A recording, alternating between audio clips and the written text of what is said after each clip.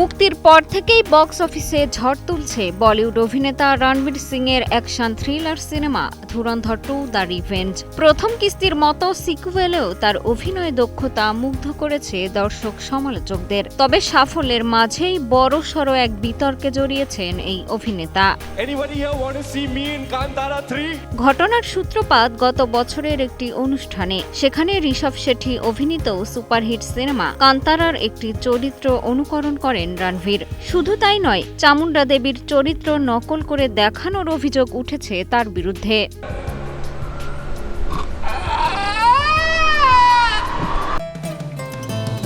Bashundhara tissue অশুদ্ধতার বিরুদ্ধে এক বিন্দুও ছাড় নয়।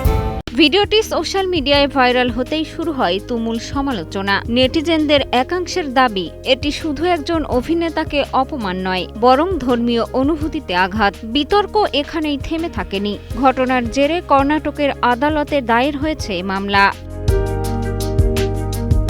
আদালতের নির্দেশ অনুযায়ী আগামী 10 এপ্রিলের মধ্যে রণবীরকে জমা দিতে হবে একটি হলফনামা। সেখানে জানাতে হবে নিঃশর্ত ক্ষমা প্রার্থনা। একদিকে বক্স অফিস সাফল্য, অন্যদিকে আইনি জটিলতা। সব মিলিয়ে রণবীর সিং এর ক্যারিয়ারে চলছে কঠিন সময়। মিষ্টি খাতুন, কালের কণ্ঠ।